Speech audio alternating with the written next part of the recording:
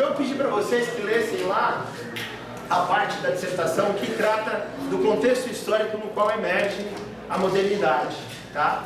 No caso da dissertação isso aí interessava, porque para mostrar qual é a crítica pós-moderna à modernidade, representou, pôs-se a necessidade de o investigador ter que demonstrar e fazer um texto sobre o que foi ou o que é a modernidade, né? Na dissertação eu defendo a tese de que a modernidade não acabou e que a pós-modernidade é inadequada, inclusive do ponto de vista histórico, mas isso aí não, mais para frente a gente discute. Então lá,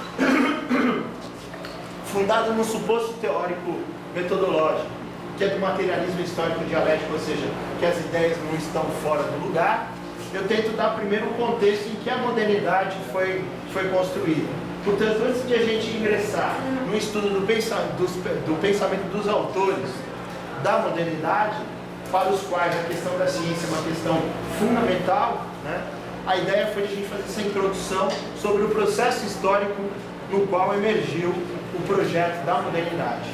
Tá bom, colegas? Então, vou pedir a paciência de vocês. Não vai ser nada com nomes e datas, mas para a gente apoiar o que é esse processo, a fim de mostrar o papel revolucionário cumprido pela burguesia e como que ela, depois ao se tornar classe conservadora, abandona aquilo que ela ajudou, inclusive, a construir.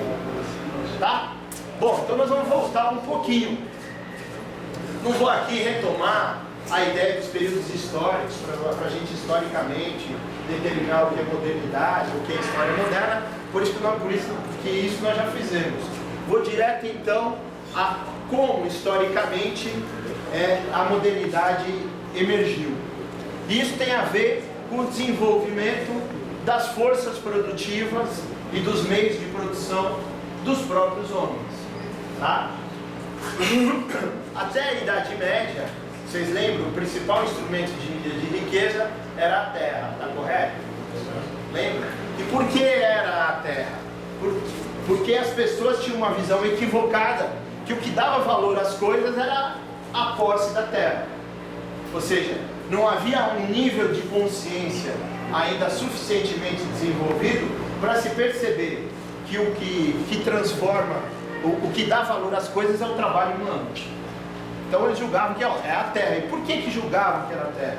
Porque o nível de desenvolvimento das forças produtivas era muito incipiente e, portanto, quanto mais a gente volta ao passado, mais submisso às forças da natureza o homem está.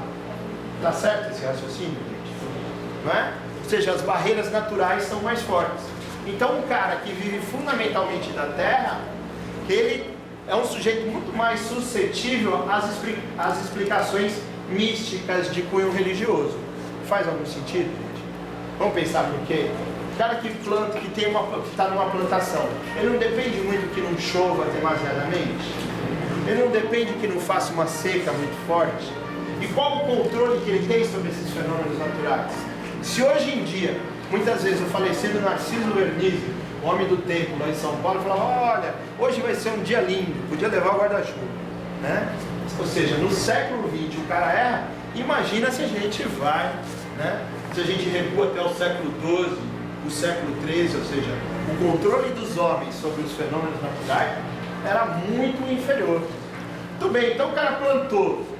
Aí, veja bem, a explicação religiosa de mundo ajudava o sujeito a minimamente sentir segurança. Então o que era comum naquela época? Eu fiz o plantio, eu chamo um padre que vem lá com uma água benta, benze a minha terra e já ficava um pedacinho para a igreja, né? Sabemos nós que durante o feudalismo a maior proprietária de terras era a Santa Igreja Católica. Muito tinha a ver com isso, né? Com esse dízimo dado pela bênção da terra, né? Muito tinha a ver com isso e outro com outras coisas. Vocês sabem que a proibição de padre casar se deve a isso, né? Ou seja, se o padre casa e tem prole, como é que fica a propriedade da igreja? Por isso que eles preferem o assédio ao coroinha do que um casamento, né? Não tenha dúvida, né? Ou seja, não é sacanagem minha, não é provocação com quem é católico. Lembra? Minha avó foi vicentina, com o maior respeito pela memória da minha família.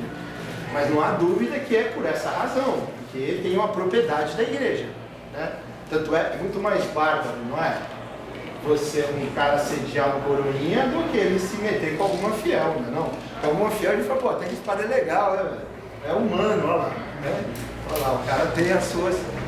Mas não, eles preferem tolerar esse grave problema, que é reconhecido pelo Papa, né? É um grave problema, reconhecido pelo Papa, o assédio aos coroinhas.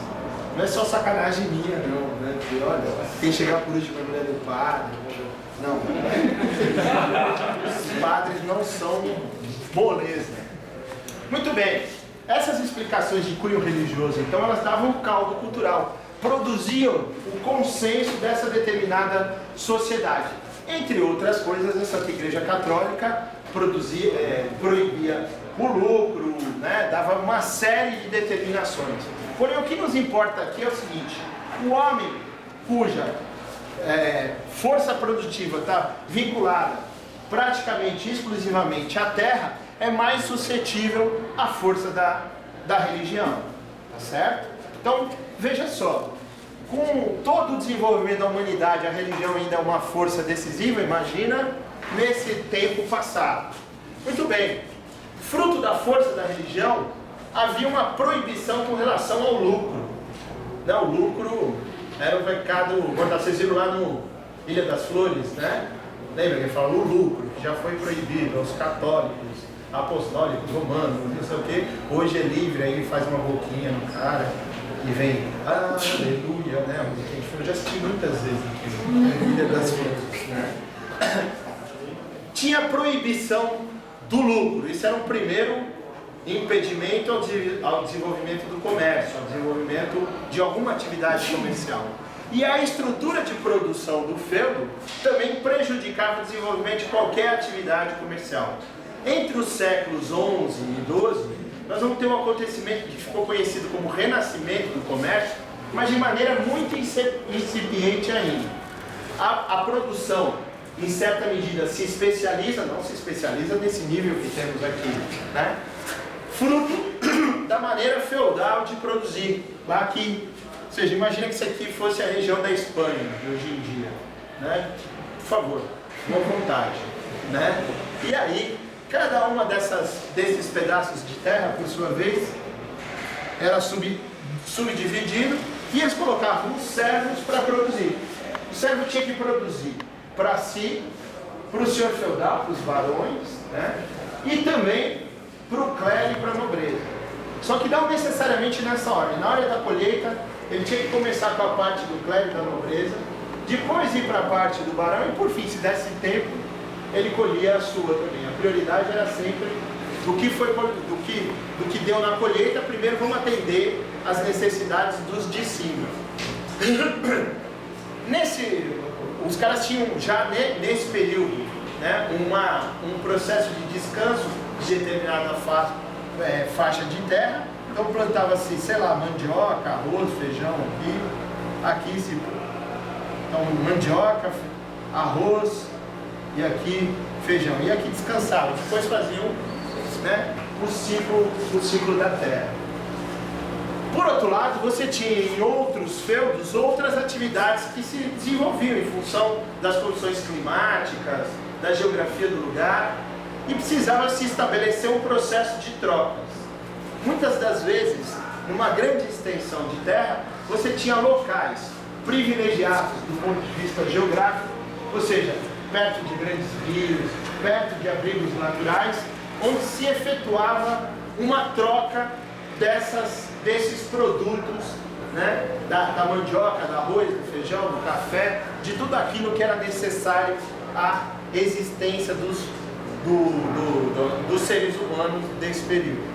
Esse lugar recebeu o nome de burgo. Então, os primeiros burgos são as grandes cidades europeias de hoje em dia. Pode ver que todas elas são próximas de grandes rios, né? Elas têm, em relação a outras regiões daquele mesmo país, um clima, entre aspas, privilegiado, tá? Bom, tinha que alguém nessa estrutura se responsabilizar pela feira. O cara que morava aqui, ele não plantava arroz, ele não plantava feijão, ele não plantava café, ele não tinha criação de animais. O que ele fazia, única e exclusivamente, é organizar essa feira, né? O morador desse lugar, o burguês, de onde vem a origem da palavra, né? O sujeito que morava no burgo, o burguês, era o responsável por a organização dessa atividade comercial incipiente. Essa atividade comercial incipiente se desenvolveu um pouquinho mais. Falou, pô, não dá para toda hora eu ir lá para a feira para pegar o que eu preciso. O burguês passou a prestar um segundo serviço, que era qual? Eu vou aqui e sei o seguinte, o Felipe disse, olha, estou sabendo, né, que o Marcelo tem uma boa mandioca. E aí, estou interessado na mandioca do Marcelo, alguém pode trazer a mandioca para mim e tal, não sei o quê. O que fazia o burguês? Pegava a mandioca do Marcelo, o feijão, né, do Eduardo, não sei o quê, ia lá, serviu o Felipe. Meu amigo, em cada lugar que ele entrasse aqui, pois não, Felipe, fora a mandioca. Quem eram essas pessoas? Quem eram os comerciantes? Por que eles não estavam? Servos, ex-servos, que passaram a se destinar a essa tarefa. Todos eles têm essa origem de classe desse tipo. Ou seja, do ponto de vista da origem de classe, a mesma dos camponeses, dos servos aqui. Só que passaram a se destinar a essa tarefa. Eles tinham um local privilegiado. Eles ficavam nesse lugar porque diziam, olha, eu vou cuidar disso, de organizar as feiras, prefiro isso a ficar trabalhando aqui na terra. E a nobreza era tão burra que não tinha esse lugar privilegiado para eles. Para feudos. Sim, boa parte de castelos e tal eram também nessa região. Só que qual era a função social da nobreza? Guerrear quando necessário. Aí você pegava todos os exércitos desses barões, qual que eram as cruzadas? O Ricardo não tinha um exército próprio seu, ele tinha uma guarda real. Porém, o exército todo europeu era o quê? Os soldados desses diversos senhores feudais. Porque não existia um exército unificado. Cada um desses barões podia ter um exército próprio. E muitas vezes tinha, que eles pagavam mercenários e tal, de guerra para serem os seus. A gente assiste nesses filmes de capa e espada, né? Muitas vezes é essas coisas. Então o burguês, né? Tudo bem, Felipe? Posso ir? O cara ia para um outro feudo. Ele foi para um outro feudo, aí já complicava as coisas. Primeiro, ele corria o risco de ser saqueado. Viu o Robin Hood lá, né? Aí o xerife de Nottingham tinha que segurar a onda dele. Aí como é que ele fazia para ter segurança? Ele tinha que pagar por segurança. Pô, eu vou prestar serviço. Então tudo isso entrava no custo do produto que ia chegar em suas mãos, né? Olha, eu vou ter que pagar por segurança. Aí mais um problema. Fui de um feudo para outro, fui de uma região, de um feudo para outro, muitas vezes em outro feudo que funciona é outra moeda. Não existia uma moeda unificada. Isso atrapalha ou favorece o comércio? Atrapalha. Aí, mais que isso, não existia um mercado nacional, é o mercado consumidor brasileiro, o mercado consumidor espanhol. Então, isso não estava devidamente unificado para favorecer a atividade comercial. E tinha, por outro lado, também o desconforto de ser burguês. Se você ia lá para a igreja e falava, aquele lá, Deus proíbe o lucro, e esse é um que já está, hoje em dia, se dando bem e tal. Vocês já assistiram um filme chamado Morte ao Rei? Que é sobre o processo da Revolução Inglesa, e aí mostra lá o Oliver Cromwell, né? Ou então pega um filme do Lutero sobre a Reforma Protestante, vocês vão ver que uma das coisas que fez com que o protestantismo se fortalecesse enquanto uma alternativa ao catolicismo, que ele vai dizer o seguinte, está lá na Bíblia, que prosperar é uma virtude humana. E o Max Weber, que era um sujeito muito inteligente, percebeu que essas circunstâncias históricas do capitalismo deram um solo fértil para a criação do que ele chama de ética protestante. Tem um livro clássico do Weber que chama A Ética Protestante e o Espírito do Capitalismo. Ou seja, o burguês ia na missa e o cara, esse aí é aquele que leva vantagem em cima do Arthur. E está lá dito que é um pecado, que ele não poderia fazer isso. A reforma protestante, em certo sentido, ela veio ao encontro dos interesses dessa burguesia ascendente. Não é à toa que na Inglaterra ela teve muito mais força do que na Alemanha. Mas foi meio que um disfarce, né? Um disfarce da burguesia para fazer uma guerra, uma reforma, como em favor da religião. Tatiana, eu acho que tem isso e mais um monte de outras coisas. Eu acho que, por exemplo, o Lutero era um homem convicto das defesas que fazia. O cara coloca lá, não lembro quantas teses eram, 25, quantas teses eram? 95 teses de Lutero. Eram, primeiro, por que a Bíblia é só em latim? Segundo, por que tem o padre para fazer a mediação? Terceiro, por que o poder, por que todo o dinheiro vai para Roma? Tem vários questionamentos à própria estrutura da Igreja Católica. E entre outros, eles acompanham o espírito do seu tempo. Falou, tem um monte das nossas ovelhas que estão prosperando lá no comércio, né? E tem lá, pode ser feita uma leitura da Bíblia na qual se diga que a prosperidade é uma virtude humana e não um pecado. Então, isso veio ao encontro dos interesses dessa burguesia ascendente. Não à toa, muitos burgueses financiaram algumas reformas protestantes, né? Algumas revoltas protestantes. Agora, o Lutero, apesar de ser... não vamos entrar nisso, né? Mas o Lutero, apesar de ser um homem brilhante, né? Ele, do ponto de vista da política, ele era ruim. O Calvino, mais ligeiro. Vocês já assistiram o filme do Lutero? A intransigência dele acaba no...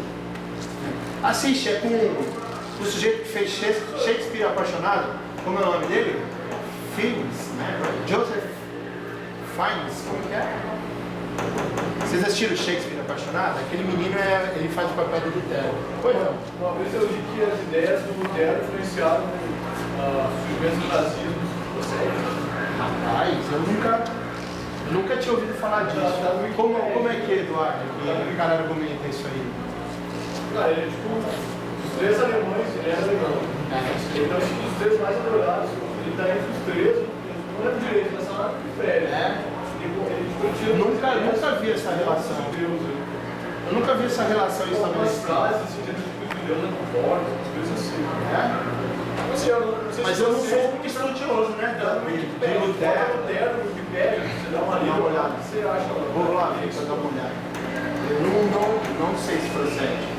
Assim, até onde eu sei, porque eu vi do filme e das coisas que eu li sobre a reforma protestante, eu nunca li o próprio Lutero, né? Eu não tive essa impressão. Me parece mais, sabe, você tem as circunstâncias se modificando e surge um movimento que o que justificava a Idade Média? A religião, do ponto de vista ideológico. É um questionamento já à estrutura feudal, tá certo? O Calvino sacou isso melhor e foi fazendo novos acordos. Agora, de uma maneira ou de outra, tem um cunho religioso por trás disso também, né, Tati? Assim, não é só os interesses econômicos.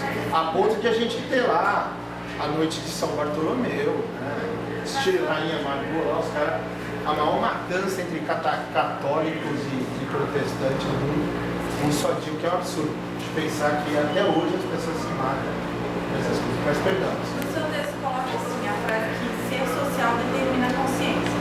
Aí isso poderia estar influenciando, tipo, ele mudar essa... Olha que bonitinho, né? Pessoal, leu, entendeu, já está fazendo mediação. Não, mas falar. Muito legal. Mas muito legal, por favor, desculpa. Não, era isso. É isso. É isso aí, ó. Por que eu estou indo do econômico? Porque eu acho que o econômico determina a consciência de todo mundo. Coloca determinações, mas é óbvio, por exemplo, os casamentos no capitalismo, eles são muito marcados pelos interesses econômicos. Acho que nenhum não é. Todos são. Agora, o fato de ser não quer dizer que você não ame. Deixa eu deixar claro. Vai? Por exemplo, eu me casei com a Suzana Regina, a minha esposa. Suzana Regina era o que antes de me conhecer? O belo príncipe dela, o macarrônico, né?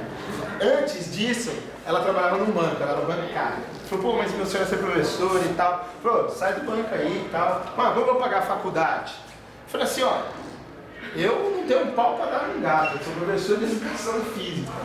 Mas assim, te ajudar na faculdade, você tem que ir umas aulas particulares, só para você ajudar um mês. Um mês depois ela já estava dando conta. Gente, a gente foi se desenvolvendo. Eu não tinha casa, não tinha carro. O meu carro parecia do Fred Flintstone, assim. A gente vai sair com uma moça, falou, vamos sair, vamos ao cinema. Ela tinha que pôr um pé aqui, o outro aqui, porque não tinha assoalho. Aí tinha um tapete. Se estivesse chovendo, eu falei, puta, tomara que não chove, vai molhar toda a calça dela. Certamente o que movimentou o interesse da Suzana não foi, olha, agora eu vou me dar bem, vou ficar rica ao casar com esse cara. Não foi. Porém, não existe possibilidade dessa relação ter continuidade no capitalismo se as questões econômicas não forem minimamente resolvidas. Entendeu? Boa parte das vezes o equívoco que a gente tem na análise dos nossos relacionamentos, penso eu, isso aqui é um parênteses, né, gente? Estou aqui filosofando com vocês. Se deve às determinações econômicas. Vou explicar. Quando eu estava em São Paulo, dando 32 horas aula por semana, e era mais uma cacetada lá no Colégio Bandeirantes e tal, eu brinco com vocês, mas ele chegou, eu sacaneava com ela, falou, dá pra você dormir pelada, pra eu lembrar como é, onde fica, essa coisa toda.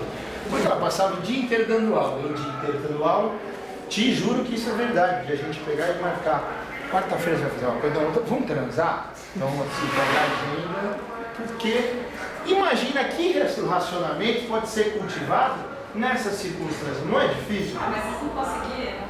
Ah, marcava, né, gente? Mas superamos como? Né? Eu superei, aperfeiçoando meus métodos de masturbação. Ela não sei, sabe-se lá como, porque os momentos solitários são muito grandes. Sim, a gente continua se amando. O que muitas vezes as pessoas interpretam, né? É óbvio que você ter um novo jogo de sedução e tal, é algo estimulante. Então o cara imagina, pô, velho, não transo mais, a gente tem pouco tempo junto, eu acho que eu não amo mais.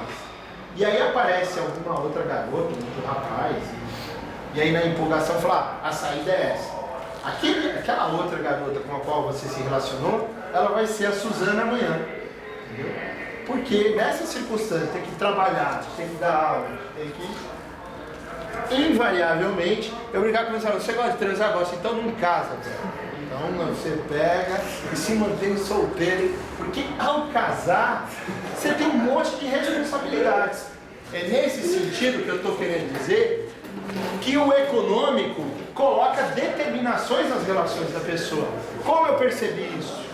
Quando a gente pagava aquelas viagens depois de 3 anos, você pagava uma viagem, vou para o Ceará, passar 7 dias.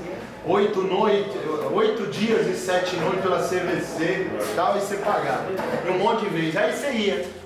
Nesse dia, quando a gente ia lá, que não tinha prova para corrigir, não tinha aula para preparar, a gente transava todo dia. Né? E isso depois de 5, 6, 7 anos casado. Assim, ó, o que atrapalha são as circunstâncias. Faz um pouco de sentido isso. E eu não penso que é uma genialidade minha, né? Aqui na verdade, por exemplo, o Chico Buarque tem uma música chamada Cotidiano, que é sobre isso, né? Todo dia ela faz tudo sempre igual. Você parece que nasce sempre, todo dia que você acorda você está no mesmo dia, né? E o filme lá do Feitiço do Tempo, que é o Dia da Marmota, já assistiram? Que já nasce, ele acorda sempre no mesmo dia. Muitas vezes a vida da gente vem não ter essa impressão que está acordando sempre no mesmo dia. Ou tem que levantar, escovar o dente, aula de biomecânica, não sei o que. É sempre a mesma coisa. Tudo bem. Professor, não. Falando aqui, eu procurei aqui. Que ele falou, disse que o Lutero era mesmo contra os judeus. Ele era antissemitista. Ah, é? E disse que ele até publicou obras, tipo, por exemplo, sobre os judeus e suas mentiras. Não, mas é o Wikipédia. É o Wikipédia que está falando. Wikipédia. E temos que lembrar que essas pessoas, elas são datadas. Que a gente olhando para os olhos do século XXI, a gente não entende as circunstâncias. Já assistiram um filme com Al Pacino, que é O Mercador de Veneza, baseado numa peça do Shakespeare? Entendeu? Você olha lá aquele contexto, você vê que a visão geral sobre os judeus era aquela. Por quê? Tinha proibição de judeu ter propriedade. Então, fundamentalmente, o judeu vivia da usura, do empréstimo a juros, dessa coisa que era proibido. Isso fazia dos caras, já que o lucro era proibido, ele falou, ó, esse é o suprassumo da excrescência humana. Acho que o próprio cara que defendeu a usura, ele não estava Acabou que defendeu a prosperidade, né? Diz, ó, o cara enriquecer pelo comércio, né? Não necessariamente pelo empréstimo a juros. Isso, durante bastante tempo isso aí foi condenado. Só hoje em dia que é valorizado. Os bancos podem fazer o que quiser.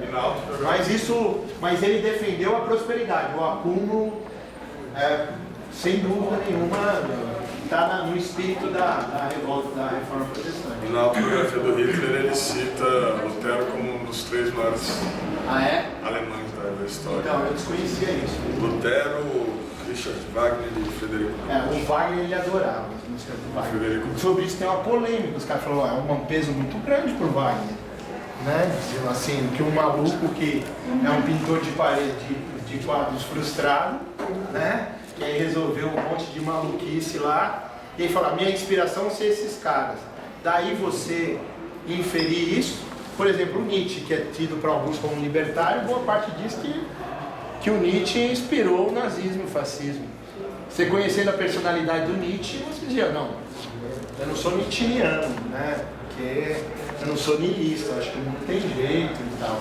Mas veja só, o Nietzsche, a intenção dele não era alimentar o projeto do nazismo. Muitas vezes as ideias tiradas fora do lugar. Hoje em dia, a gente olhar para o passado e pensar em antissemitismo, hoje em dia ainda eu ponho em aspas, porque se a gente pensar lá, os malucos de São Paulo, lá, os white powers, né? Mesmo os skinheads, os caras mataram de porrada um homossexual na Praça da Sé, né? Então, quer dizer, não está tão longe assim, né? Hoje em dia, entre aspas, se olhar para trás, né?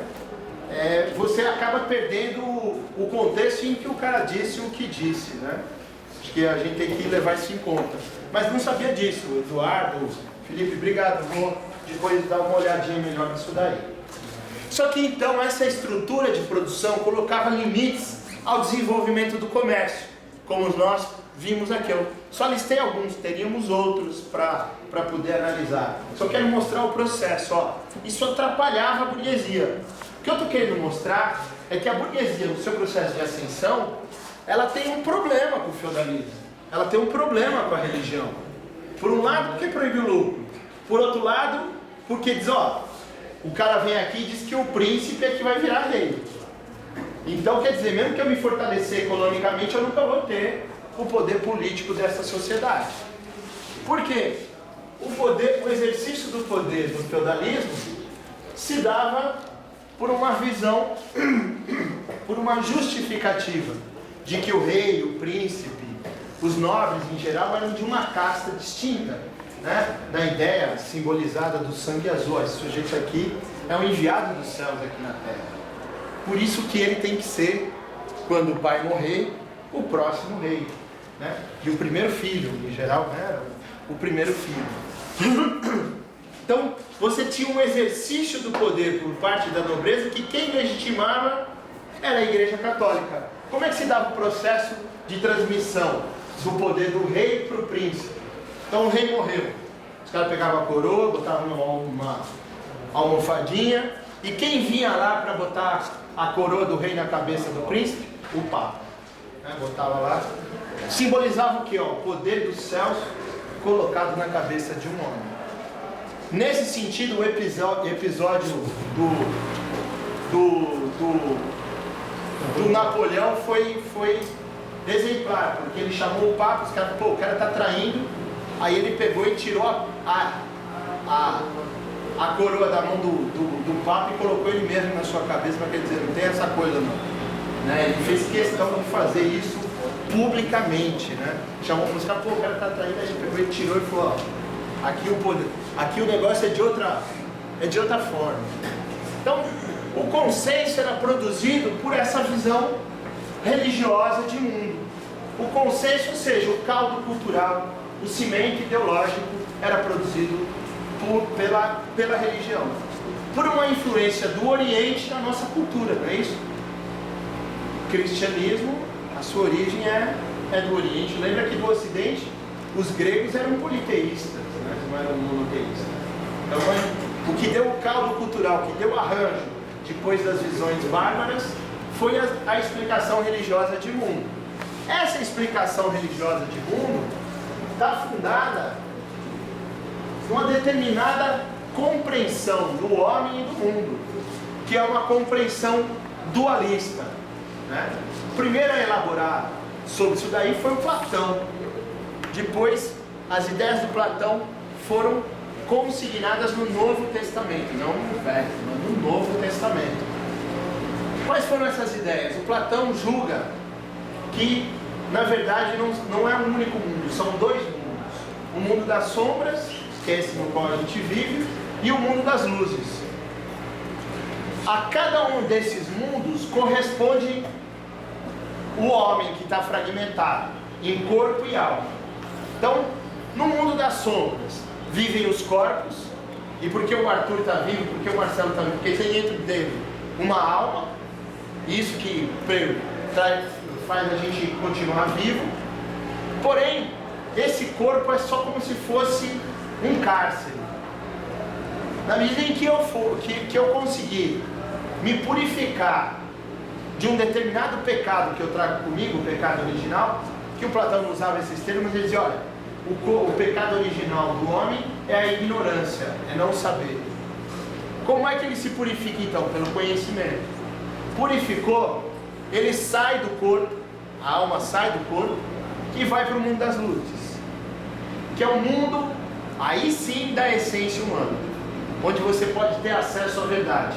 Nesse mundo, no mundo das sombras, não está acessível a gente a verdade. Como é que ele explica toda essa elaboração de uma concepção dualista de homem e de mundo? Por meio de uma alegoria. A alegoria, no caso, é o mito da caverna, né? O conhecido mito da caverna. Ele diz o seguinte: imagina um monte de corintianos dentro de uma caverna, amarrados de tal maneira com correntes que os seus rostos estão voltados para o fundo dessa caverna, então estão olhando para cá. Imagina aqui um muro, e imagina, nossa senhora, pessoas carregando estátuas. Então o muro é maior que eu estou carregando uma estátua, a estátua passa do muro, a luz do sol bate na estátua e reflete no fundo da caverna uma sombra. Olha a alegoria do mundo das sombras. O cara está preso na corrente e o que ele conhece desde que ele nasceu é o fundo da caverna. E vê lá ao fundo, na penumbra, lá as sombras passando. Diz o Platão, o que ele pensa? Os homens livres, os que não estão acorrentados, estão lá no fundo.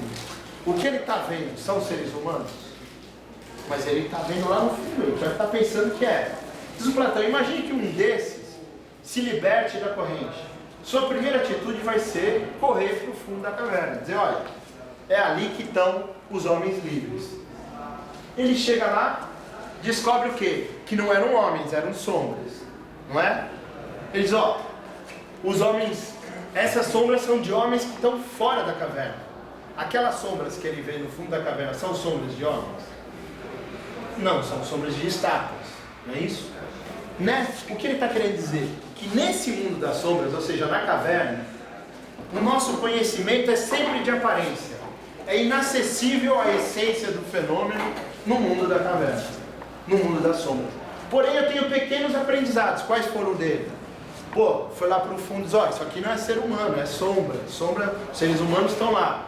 Enquanto ele estiver na caverna, ele está equivocado. Mas ele já aprendeu alguma coisa. Então, a alma está dentro do corpo para isso.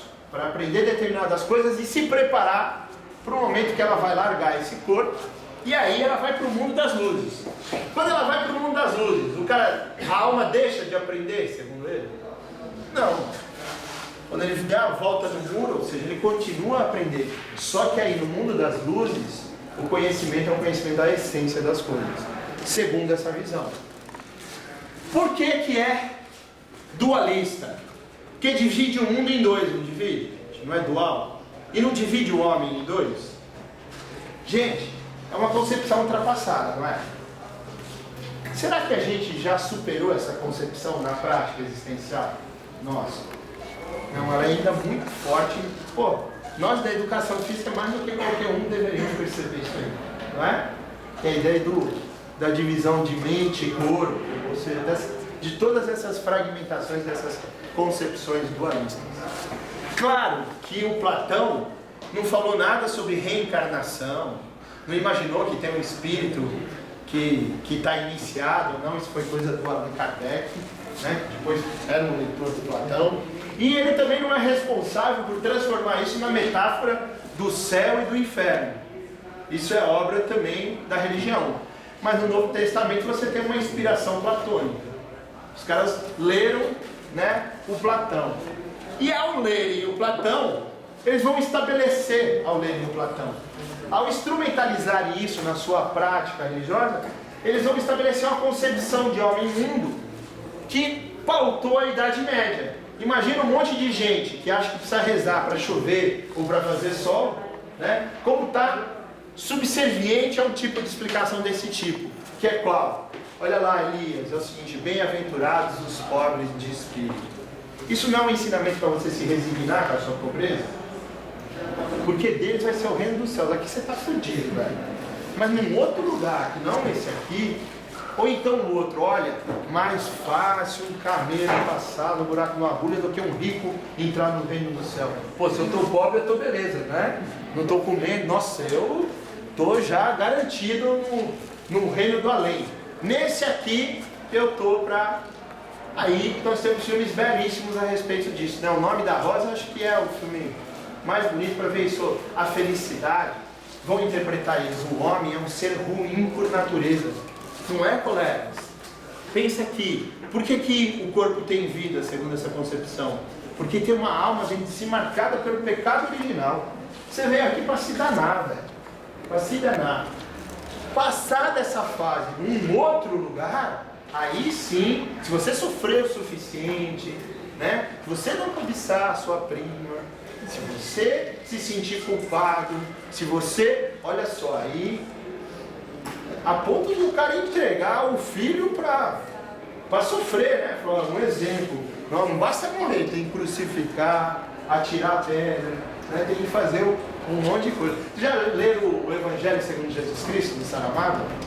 Essa parte que tem a conversa do diabo, Deus, Jesus Cristo, naquele retiro no deserto, é muito engraçado. Que o diabo fala: olha o que ele preparou para você, e eu que sou ruim, hein? Né? Ele fala a respeito do que Deus preparou, e você é filho dele, olha o que ele preparou para você. Então, essa é a ideia do seguinte: olha, o sofrimento é a base para a ascensão. Gente, isso não faz com que as pessoas se resignem com a sua miséria? Hein? Olha, num outro lugar, o olho de Deus está posto em mim. Ele está vendo quanto eu sofro. E aí, quanto mais eu sofrer, mais próximo eu estou de lá. Muito bem. Essa forma de conceber o homem no mundo não era adequada a essa maneira de produzir, gente? Era adequada a essa maneira de produzir. Essa forma de conceber o homem e o mundo interessava a burguesia nesse momento? Não, nesse momento não. Então, na medida em que a burguesia vai se fortalecendo, ela vai pondo em questão essa compreensão do homem, do mundo, e essa estrutura de produção e reprodução social. Como é que se dá esse fortalecimento? Primeiro com o renascimento das atividades comerciais e depois com o estímulo às cruzadas.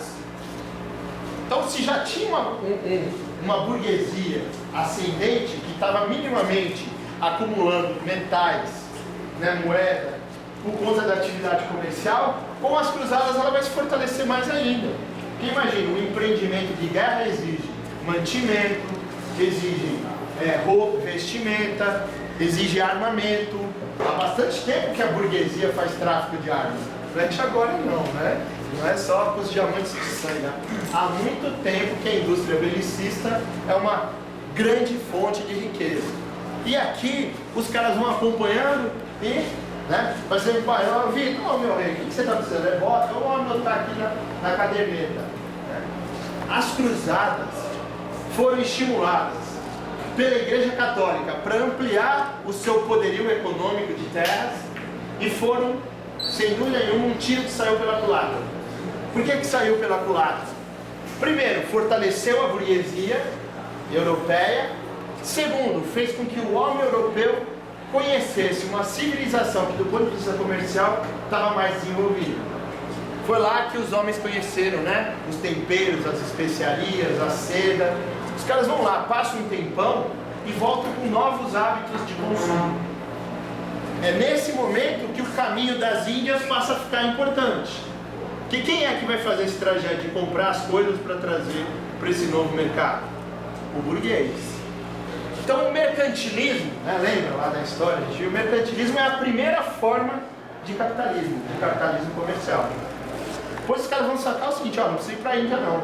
Basta pegar esses servos e pôr os caras para produzir aqui mesmo, na Geneve, né, nos diversos lugares. Não preciso ir lá viver só do comércio. Eu posso montar uma linha de produção, posso montar uma manufatura e não preciso mais ficar, ou seja, a passagem do capitalismo comercial para o industrial.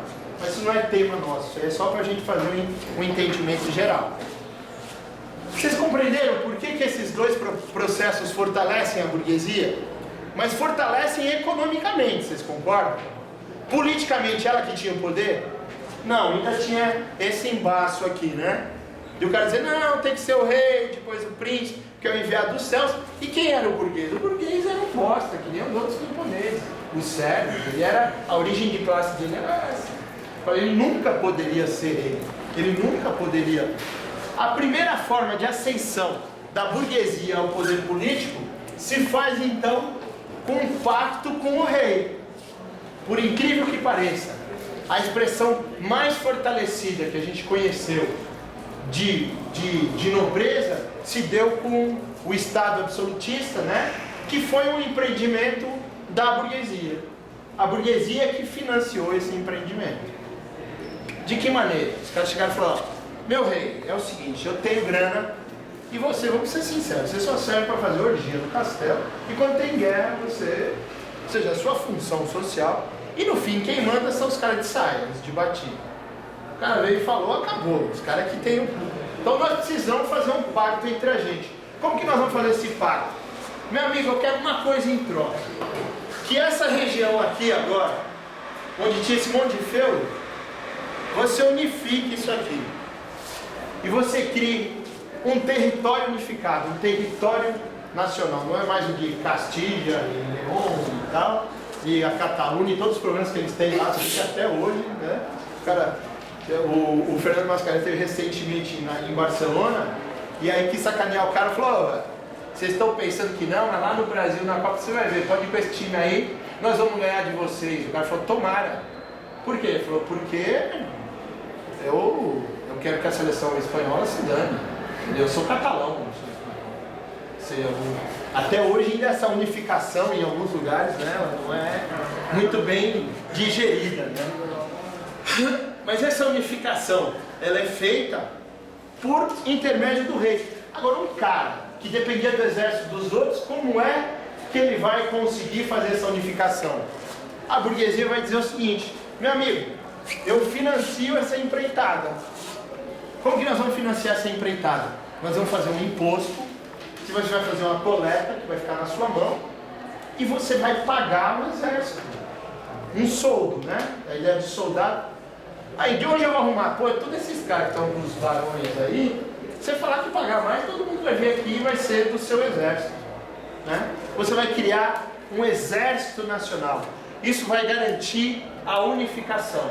O que eu quero em troca? A unificação disso, e quero que você unifique a moeda. Tem que valer uma moeda nessa região toda. Isso favorece o comércio, não favorece? Sim, favorece. Cria um mercado nacional. Cria uma centralização de imposto. O cara não tem que pagar por segurança em cada feudo que ele vai entrar. Ele paga ao rei. Então, o Estado absolutista, o Estado, né, que a nobreza vai ter o poder dito absoluto, ele já é representativo da ascensão da burguesia. Ficou claro por quê, gente? Sim? Então é nesse contexto que vão surgir as nações. Nesse período, se tivesse... claro que a gente ainda não tinha essa noção de Brasil e tal, até porque a nossa independência é triste de falar, né? Porque é uma mentira, né? A nossa autonomia política lá em relação a Portugal, né? Ela veio em 1822. Né? Então esse período que nós estamos falando, da unificação dos estados e tal, é anterior a esse processo, na maioria dos casos, à exceção da Alemanha e da Itália. Não é à toa que esses lugares deu no fascismo e no nazismo e no fascismo respectivamente. Né? Ou seja, eles se unificaram tardiamente, por isso o nacionalismo lá passou a ser uma questão mais séria do que em outros lugares. Na Espanha até se falou, não sou porra nenhuma de Espanha, eu sou catalão. Né? Na Alemanha, na Itália, como eles se unificaram posteriormente, o nacionalismo lá é muito mais forte. Mas veja bem, nessa época então, se falasse que ia ter um Brasil e Argentina, para mim não era nada. Né? Não tinha essa coisa de ter raiva do Messi ou do Maradona. Ou seja, essa noção de nação, de Estado Nacional, ela surge nesse processo desse pacto entre a burguesia e o rei, né? Que deu no Estado absolutista, ainda com forte vínculo com a legitimação da religião. Melhorou ou piorou para a burguesia? Hein? Melhorou. É o ideal? Ainda não é o ideal. Nós precisamos dar um tombo nesses caras, né? Precisamos acabar com tudo isso daí. Aí, nesse contexto, né, da unificação dos estados e tal, você já tinha, né, isso propiciou o desenvolvimento do capitalismo comercial. As empreitadas marítimas em que os países, né, a América é descoberta, o Brasil descoberto, tinha um manto em cima, né, eles vieram e tiraram. Aí o que é isso senão um processo de expansão comercial? Colega, vocês já pensaram o que é necessário para viajar de barco? Teve a porra lá do capitão aí que recentemente matou um monte de gente. Imagina nessa época, né? Não é à toa que você vai para Lisboa, os portugueses são tão orgulhosos de terem se lançado ao mar. Se você ler, né, o Camões o tempo inteiro é uma ode à coragem dos portugueses, o Vasco da Gama, não sei o quê. Não é à toa, porque imagina naquela época você navegar. O que seria minimamente exigível, né? Capitão Carlos Estevam, por favor, o senhor tem mapas para a gente viajar? Que porra de mapa é esse? Né? Já assistiram Caramuru, a invenção do Brasil? Tá lá o Diogo, né?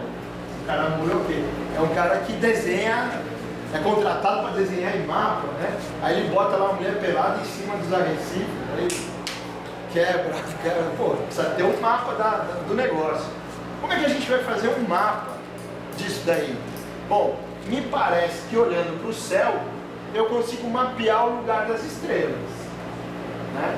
Então, vocês assistiram 1492 lá com o Depardieu? Eu vou guiar pelas estrelas. E com uma convicção, qual? Que a Terra é redonda, né? Ou seja, eu vou passar aquela linha do horizonte e vou cair do planeta. Quer dizer, ali é o fim do mundo. Passou dali, um abraço. Não, só que não existia prova empírica disso. Tinha alguns elementos do mapeamento, os caras se lançaram essa empreitada. Isso faz desenvolver as forças produtivas e os nossos domínios sobre a natureza, gente? Sim ou não? Obviedade, né? A tal ponto que o homem inventou a bússola.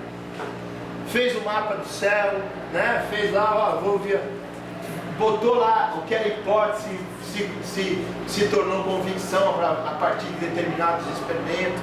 Ou seja, o desenvolvimento do comércio fez com que se desenvolvessem as forças produtivas. Quem são as forças produtivas, gente?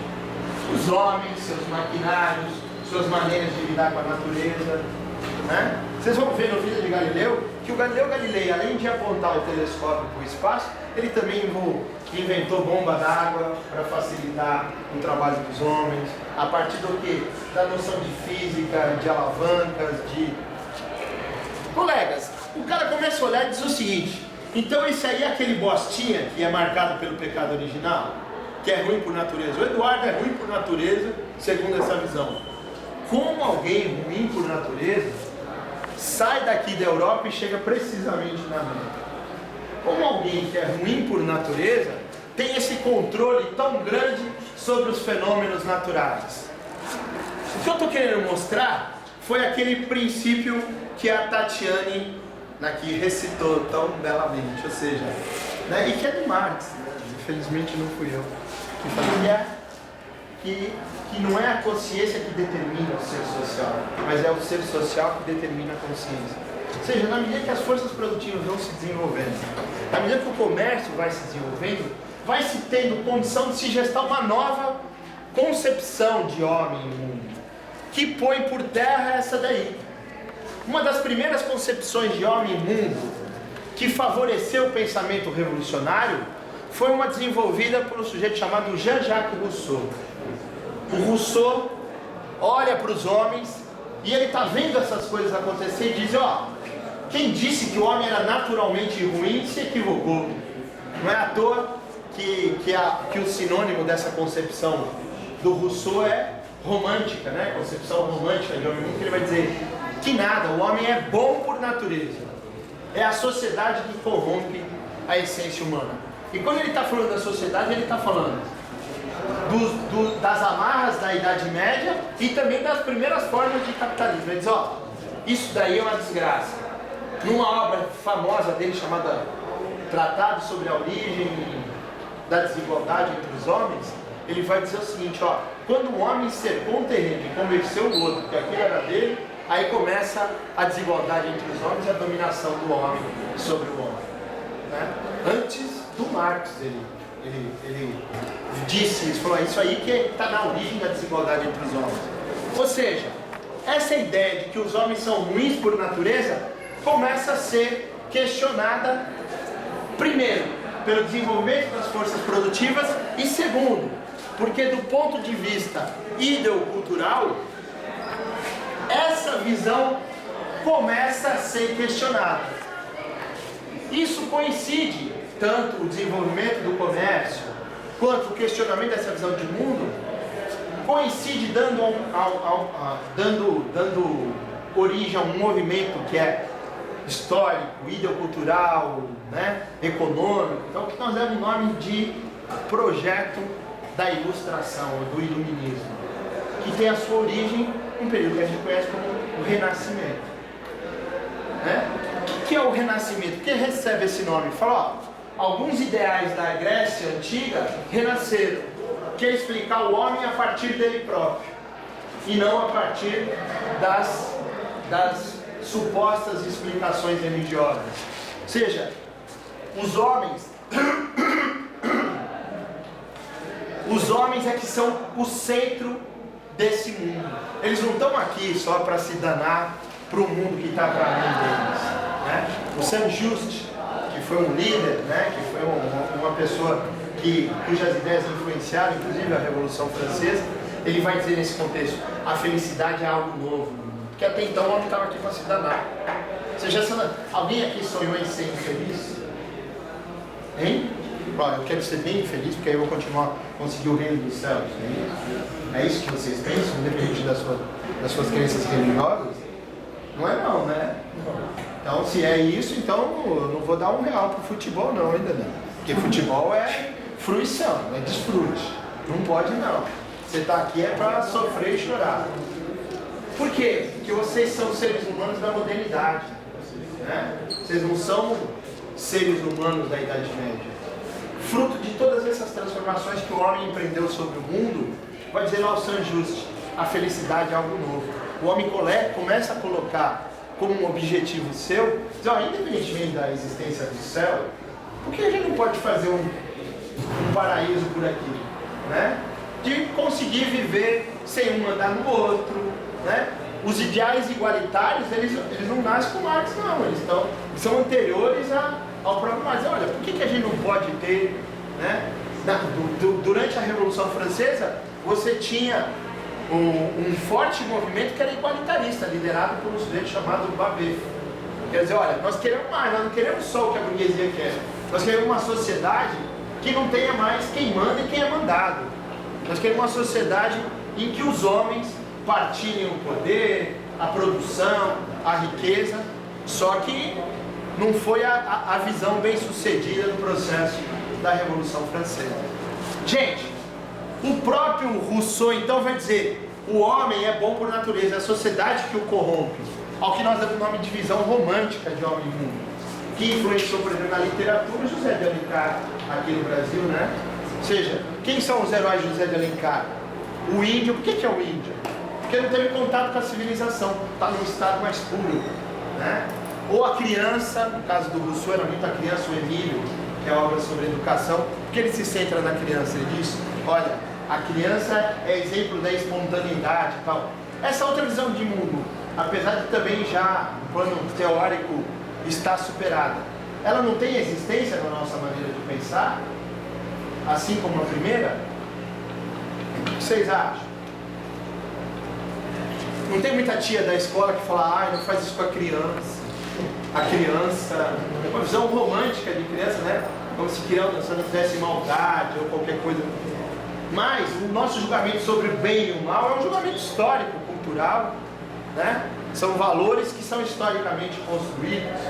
Porém, essa compreensão de que o homem é bom por natureza estimula a uma visão revolucionária ou conservadora daquela sociedade que existia. Hein? Revolucionária, né? Foi isso que vocês... A opção. Sim, porque olha, se os homens nascem bons e a sociedade que corrompe, o que precisa fazer? Mudar a sociedade, né? Não à toa que vocês já ouviram falar do sujeito chamado Robespierre. Robespierre, ele era fluente em Rousseau. Ele era das lideranças da Revolução Francesa, talvez o mais intelectualizado deles e o que mais conhecia a obra de Rousseau. Tanto é que ele quis implementar uma democracia popular na França, e ao período dele se chamou de terror, não é? Quem deu o nome a isso foi a burguesia. E aí, gozado que o que eles fizeram com o Robespierre não foi terror, aí foi justiça, né? Porque não, ele cortou a cabeça dos reis e tal. Como é que morre o Robespierre? A cabecinha cortada, mas não era terror. Aí nós estamos livrando o mundo do terror. Assim como eles fazem no Iraque, no Afeganistão, estamos livrando o mundo do terror. Nessa hora é em nome da liberdade, da democracia, não sei o quê. O período em que houve a maior democracia popular na França durante a Revolução foi o período em que, né, em que os jacobinos estiveram à frente da Revolução. Todos eles caem por atos violentos. E aí o Danton, né, é uma figura importante nesse processo de contra-revolução. Né? Você olha, a burguesia não quer que vai tão longe não, mas ela trouxe o povo do seu lado, falando no quê? Em liberdade, igualdade e fraternidade. Só que aí a liberdade era a liberdade de ser proprietário. Igualdade era igualdade perante a lei. Falou: pô, se eu não dei um pau para dar num gato, como é que eu vou contratar um advogado? Como assim todos são iguais perante a lei? Igualdade substantiva e igualdade econômica. Se não tem igualdade econômica, não tem igualdade substantiva. E fraternidade é você falar: coitadinho, pobrinho, remelento, toma aqui um agasalho, uma cesta básica e tal. É esse o tipo de fraternidade entre os homens? É outra coisa, é desenvolvimento genérico. Eu falo: pô, Arthur, eu estou tão preocupado com a tua felicidade quanto da minha filha, como de todo o gênero humano. Hoje conversava com a Carol. Eu falei: Carol, você viu a sorte que nós demos? Você nasceu aqui, né, em Brasília, nasceu em São Caetano. Se ele tivesse nascido no Triângulo da Seca, você não estava na UNB, não tinha feito mestrado, não é não? E podia ter acontecido, gente. Cada um de vocês podia... E aí cada vez que eu vejo isso eu falo: rapaz, primeiro eu tive sorte. Segundo, como é que a gente faz para não existir isso? Para que todos os seres humanos tenham acesso à comida, a ser abrigado do frio, acesso aos bens culturais. Como é que a gente... Me parece que no capitalismo não tem jeito não tem condição. Porque ele em si mesmo gera desigualdade. Então essa ideia de emancipação humana surge aqui. Então, colegas, toda essa primeira parte dessa minha exposição dessa aula aqui é para mostrar em que contexto nasce o que a gente chama de projeto da modernidade. Esse projeto da modernidade, então, ele é um desdobramento do Renascimento no plano da filosofia, mas não só da filosofia, no plano da política, no plano da cultura, ou seja, no plano da existência humana como um todo. Vamos pensar na política, quais foram as obras importantes? Já ouviram falar do sujeito chamado Thomas More? A Utopia? Imagina um sujeito, olha só como a gente tem seres humanos, né, que dão orgulho a toda a humanidade. O sujeito está lá, né, salvo no século XV ainda. Acho que ele morre no século XVI, no século XV, diz o seguinte: o cara está vivendo a Inglaterra que tem um rei à sua frente, e diz o seguinte: imagina um lugar que não existe nenhum lugar, por isso o tópico de lugar é não lugar. Então, utopia, um não lugar, no qual, ao invés de o poder vir do rei para o príncipe imediatamente, 13 famílias de nobres, lembra que é o nome da sua época, 13 ou 16 famílias de nobres se reúnem e escolhem entre elas o mais esclarecido. De onde veio a ideia do déspota esclarecido. Não mais pela herança de sangue, mas pelo esclarecimento. É a ideia do rei filósofo, né, que vinha desde a Grécia Antiga. O Maquiavel, no Príncipe, segue a mesma linha. Eles alcançam o nome do déspota esclarecido e fundam uma obra de política. Não quer provar que Deus existe, que a alma é imortal. O homem da mesma época diz o seguinte: olha, nós precisamos unificar a Itália, nós precisamos do poder de um príncipe para fazer isso. Eu vou dar aqui lições, conselhos de como chegar ao poder e se manter no poder. Daí que vem aquelas... para que ele funde a república. Falou, a primeira tarefa dele é fundar a república. Maquiavel é fundamentalmente um homem, é um humanista do Renascimento. Só que ele foi muito maltratado, coitado, porque as lições de política que ele dá são: primeiro, faça aliança com seus inimigos. Segundo, né, descarte e mate todos os seus amigos, porque traição só vem de amigo.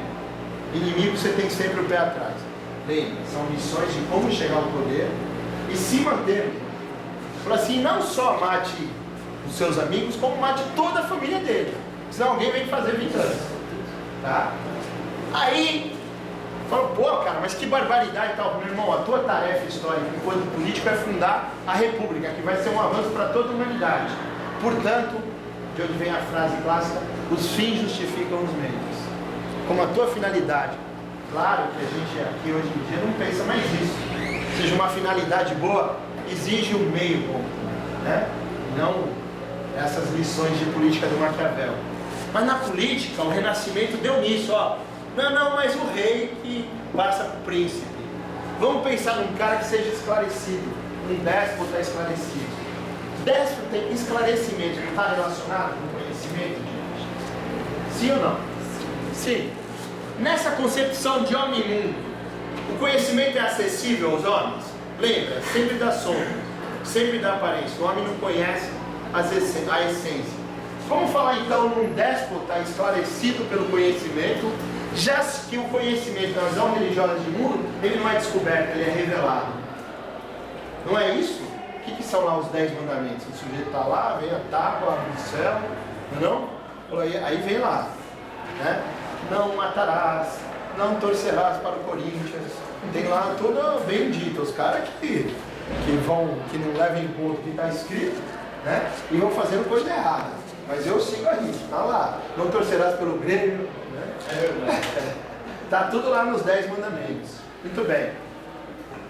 A verdade, então, nesse ponto, nessa concepção de homem e mundo, ela é revelada, ela não é descoberta.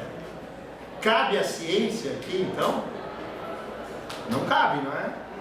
A ciência não é justamente a descoberta, o que é uma descoberta científica? Você vê lá as relações de causa e efeito, a legalidade de um determinado fenômeno para poder explicar e para poder agir sobre ele. Então esse movimento do renascimento, ele é um movimento, do renascimento, é um movimento que diz, olha, é o homem que é o centro desse universo. Em outras palavras, nós estamos falando então, traduzindo agora, fazendo assim, da passagem do teocentrismo para o antropocentrismo. Pessoal, esse ser aqui não é um ruim por natureza, não. A sociedade tem que estar a serviço dele. Portanto, o projeto da modernidade se funda em dois vetores. Primeiro, que é um crescente domínio do homem sobre a natureza, crescente domínio do ponto de vista da legalidade da natureza. Então os homens da modernidade, do renascimento, não vão mais aceitar as explicações religiosas. O que é uma árvore? É uma criação de Deus. O que é o homem? É a imagem e semelhança de Deus. Não. Eu quero saber o que é a natureza a partir dela própria. Ou seja, sem nenhuma formatação humana. Olha o termo que é. É uma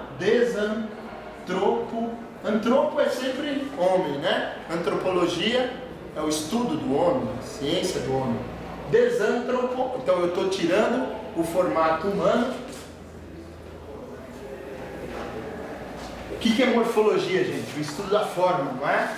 Então, ó, desantropomorfização da natureza, quer dizer, o homem não tem mais que atribuir à natureza uma forma partida da sua consciência, como ele faz pela religião.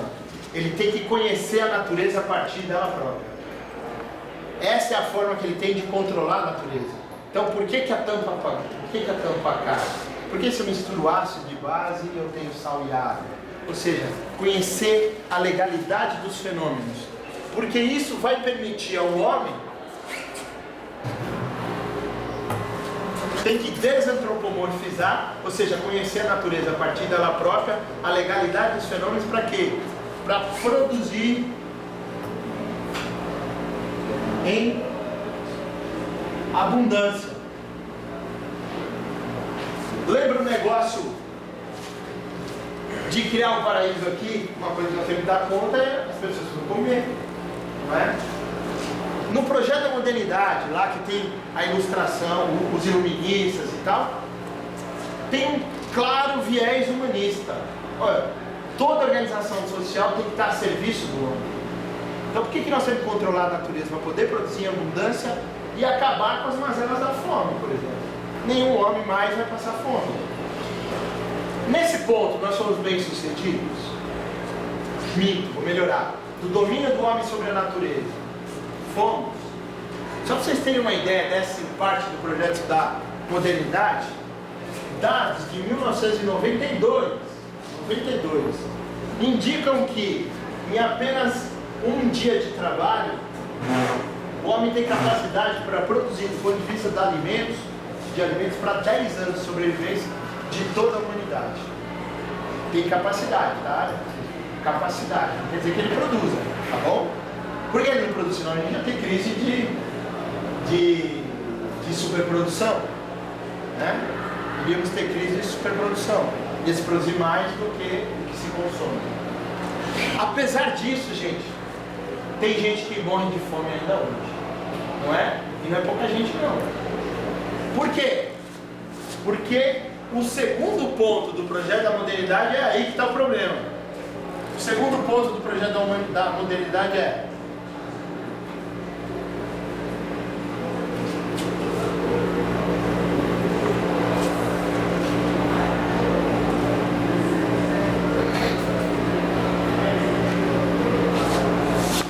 organizar racionalmente a vida em sociedade. Ou seja, não mais pela ética da religião. A religião não estabelece um dever ser para a gente, o que você pode ou não pode fazer, né? O não roubarás, por exemplo, supõe propriedade privada, não é? Só existe roubo ou existe propriedade. Então, de uma maneira ou de outra, tem uma ética que é uma ética que em certo sentido, protege a propriedade. Não só existe roubo, não existe propriedade. Então, mas é uma ética. Os modernos vão dizer o seguinte: olha, Danilo, pode continuar, né, indo ao culto, pode continuar rezando, agradecendo a Deus, o que você quiser. Porém, para organizar a vida em sociedade, nós temos que fazer uso disso aqui, ó, da razão e não da fé. Temos que organizar racionalmente a vida em sociedade. Para quem achava que o homem era ruim por natureza, essa concepção de mundo ela é antropocêntrica. Ou seja, é o homem. Ó, nós somos natureza, mas nós nos diferenciamos da natureza. Nós somos os únicos que produzimos e reproduzimos a nossa existência. Portanto, é inadmissível na ideia dos modernos, aí no projeto original, que você tenha um homem em condições que não sejam humanas, né? Que você tenha processos de desumanização dos homens.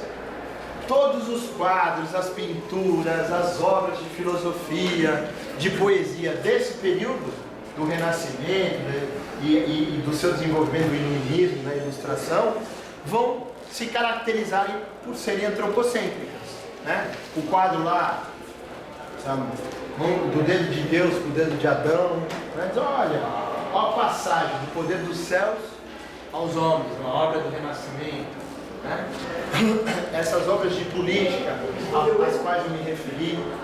O que nós vamos ler, que na verdade é uma obra do Brecht, mas sobre a vida de Galileu Galilei, é resultado do quê? Disso aqui. O que o Galileu Galilei faz? Desantropomorfiza a natureza. Diz, ó, o que é o céu? O céu, meu irmão, é uma coisa em movimento, velho. Né? Meti o telescópio lá e não vi ninguém de barba olhando pra gente, vendo o que a gente faz ou deixa de fazer. Olhei para lá e percebi que nós vivemos num pedaço de rocha que gira ininterruptamente no espaço, uma entre outras estrelas, entre outros planetas que tem aí. Então, quer dizer, não tem o olho de Deus posto em nós estamos aqui por nossa conta. Isso faz com que a explicação religiosa perca força, né? E ganhe força a explicação racional. Gente, esse segundo ponto da modernidade é um problema ainda sem solução, não é não? Por quê? As alternativas que tivemos ao capitalismo, né, do chamado socialismo real, pelo jeito também não deram conta de alguns outros elementos que são importantes aos seres humanos. Eu sempre sou um sujeito muito honesto, eu sou comunista, né? Eu acho que o ideal de uma sociedade em que não haja dominação do homem sobre o homem, que nós possamos viver sem quem mande e quem é mandado e tal, algo que alimenta a minha existência, e acho que é possível a gente chegar a isso se a gente não acabar com o planeta antes, se não se matar por causa de religião, ou de futebol, ou de qualquer outro elemento de barbárie. Mas eu acho que isso está no horizonte. Porém, as experiências do chamado socialismo real, elas não, na minha opinião, isso daí de vez em quando alguns marxistas, comunistas já ficam bravos comigo. Eu digo, olha, eu não quero um socialismo que nem o de Cuba. Eu quero um socialismo que nem o do Stalin na União Soviética, né? Eu quero a socialização da política, da possibilidade das pessoas se expressarem, a garantia de que todo mundo vai poder livremente expressar o que pensa. E isso é condição básica para o desenvolvimento humano. Então, toda e qualquer forma de pensamento totalitário é inadequada, né? Então, agora, uma coisa é analisar o socialismo real, outra coisa é com isso julgar que é inviável aos seres humanos a construção de um outro tipo de sociedade que não é essa que aqui estamos submetidos. Como ela vai chamar, eu pouco me importo hoje em dia, né? Sei lá que nome daremos a ela. Aprendendo com o passado e com os nossos fracassos, porém, isso que eu almejo, me parece que hoje em dia é mais difícil ser realizado do que a barbárie, não é não? Eu acho que nós estamos mais próximos da barbárie do que de uma sociedade em que o homem vem em primeiro lugar, infelizmente, não é? Tem de vista os acontecimentos, mas isso não quer dizer que não seja possível. Do ponto de vista do desenvolvimento das forças produtivas, claro que tem muita coisa ainda para se fazer, para se descobrir, não há dúvida. E não devemos bloquear em nenhum momento o desenvolvimento científico, do nosso conhecimento sobre as ciências naturais. Porém aqui, boa parte da literatura, da arte contemporânea, põe em dúvida esse segundo ponto do projeto da modernidade. As críticas pós-modernas atuam fundamentalmente aí. Não sei se vocês assistiram o Declínio do Império Americano e as Invasões Bárbaras, né? São dois filmes canadenses muito interessantes para mostrar um momento contemporâneo, que é um momento de individualismo exacerbado, de egocentrismo, né? Ou seja, me parece que o individualismo possessivo tem aumentado, tem aprofundado, o que é um fato a lamentar. Hoje em dia, o sujeito ter uma atitude generosa contra os seres humanos é quase que absoluta exceção. É até estranho, né? Falar, tá de brincadeira? O cara fez, ele tá querendo comer a menina. Não, ele tá com algum interesse por trás. Ou seja, o cara acha que generosidade desinteressada é algo tão difícil de se encontrar que já julga, inclusive, que seja impossível. Esse segundo ponto, então, é onde o bicho está pegando, né? Tal das crises dos paradigmas. Tudo vem, né, nesse ponto do segundo ponto do projeto da modernidade. O que nos importa? Captar o espírito desse tempo.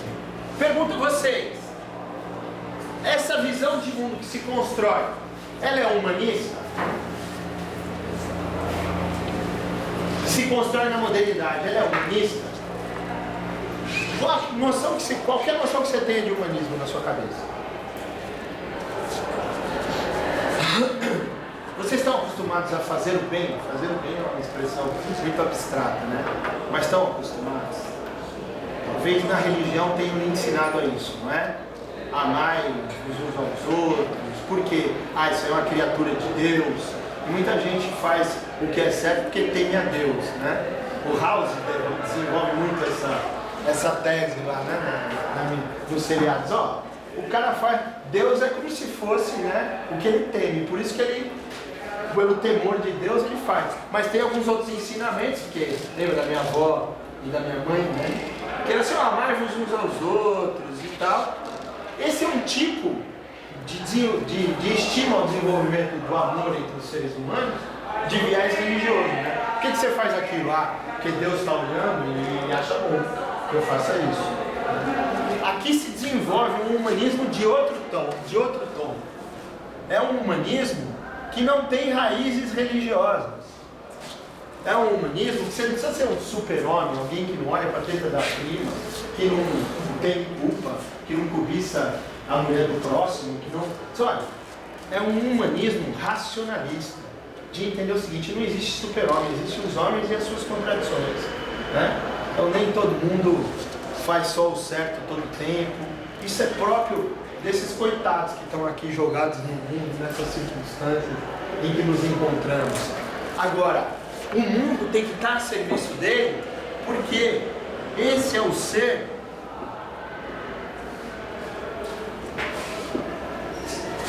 que se diferencia da natureza, porque é ele que percebe a diferença entre a verdade e a mentira, né? Que distingue o verdadeiro do falso por meio de um exercício racional, né? Mas nunca tivemos um cachorro, uma vaca, um bode que fizesse esse tipo de julgamento. Quem faz são os seres humanos, porque eles são os portadores da razão.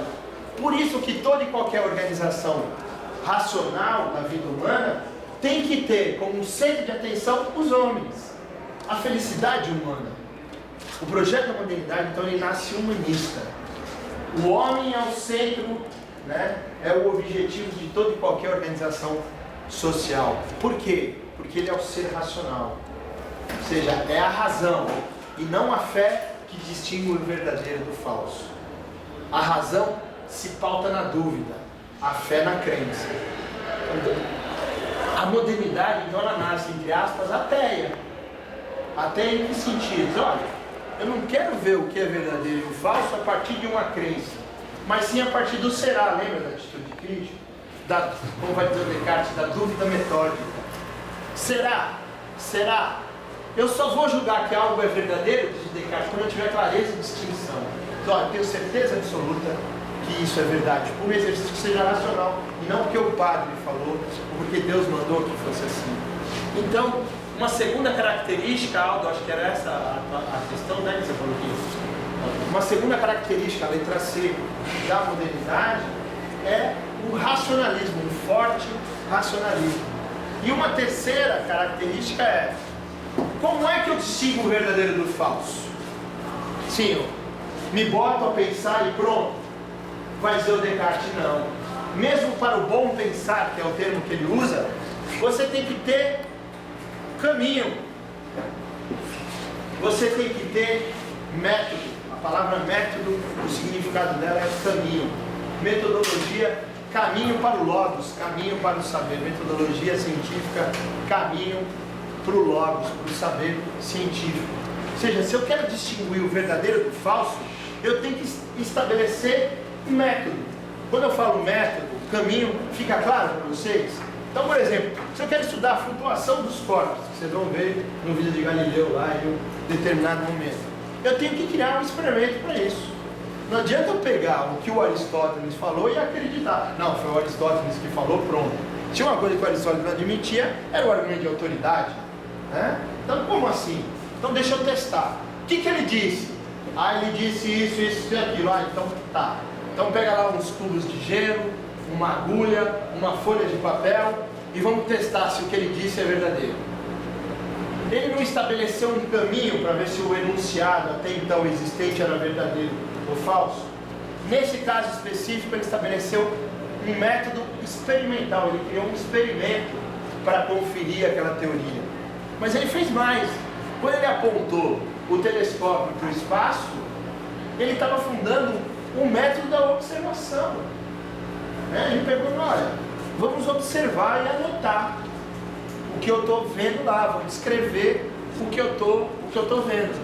Alguns antes dele já tinham falado o que ele falou. Né? Por exemplo, Copérnico tinha dito que o nosso sistema não era geocêntrico, mas era heliocêntrico. Só que o Copérnico não tinha provado. Vocês vão ver lá no vídeo de Galileu, que tem uma hora que ele quer que um menino de 8 anos olhe pelo telescópio e fala, e o padre, não olha não, porque o que a gente precisa saber já está lá na Bíblia. Ele falou, não, mas olha aqui, só olha para ver. Basta você olhar e acreditar nos seus olhos, para ver se o que eu estou falando é verdade ou mentira. Ou seja, não se funde na sua crença. Né? A modernidade, então, traz em todos os seus autores, do Descartes ao Marx, passando pelo Nietzsche, por todos, uma clara preocupação metodológica. Todos esses seres, todos esses autores vão ter compreensões distintas do que é o conhecimento humano, de como é a relação homem e mundo na apropriação do conhecimento, porém todos eles estão fundados na ideia de que é a razão e não a fé que distingue o verdadeiro do falso. E todos eles, né, boa parte deles, tira fora a fase da decadência ideológica, quando a burguesia se torna classe conservadora, isso nós vamos ver mais para frente, todos eles marcados por um forte humanismo. Ou seja, qual a finalidade de a gente fazer essas descobertas, de organizar a vida racionalmente? A felicidade humana. Esse ser aqui não está aqui para sofrer, porque é em outro plano que ele vai ficar feliz. Tá? Esse contexto, gente, ele é fundamental para a gente poder entender a obra do Descartes, o discurso sobre o método. Já não melhora com essa explicação? Logo o título já fica mais inteligível para você. Discurso sobre o método. É um livro que é tipo da Ana Maria Braga, Receita para o Bom Pensar. Como fazer para descobrir conhecimentos que são verdadeiros por meio da razão, do pensamento, da reflexão. É óbvio que os resultados a que ele chega, Descartes morre em 1640, né? Nasceu em 1580, mas morreu em 1640, um homem do século 17. É óbvio que as conclusões a que ele chega, hoje em dia, são risíveis, né? Porém, o que faz dele um grande autor foram as questões que ele se colocou. Questões que são questões que vão permanecer no debate da modernidade, né? Então, Descartes, apesar de ser um homem, você tem a ideia, Descartes morreu virgem, de tão religioso que ele era, né? Ele diz, ó, se eu vou me ater a esses prazeres carnais, eu não estudo direito, né? E ele foi educado naquelas correntes religiosas das mais ortodoxas e tal. Apesar disso, na obra dele não quer provar se Deus existe ou não, se a alma é imortal ou não, e se a liberdade se dá em outro plano ou não. Ele está preocupado em saber o que os homens podem conhecer e como é que eles conhecem. O como é um método, né? Ou seja, o suposto dele é a razão humana que distingue o verdadeiro do falso. Então essas 3 características vão aparecer em todos os autores da modernidade. No exercício sobre o Galileu Galilei, eu quero que vocês achem trechos da obra que se remetam a essas características. Tá bom? Mas nós vamos retomá-las mais para frente. Ao tratar de cada um dos autores, eu vou mostrar, né, esse suposto, que essas características aparecem no Descartes, no Hume, no Kant, no Hegel, né, no Marx. Colegas, eu agradeço muito a disponibilidade, disposição e a atenção de vocês. Vamos em paz e o Senhor nos acompanhe.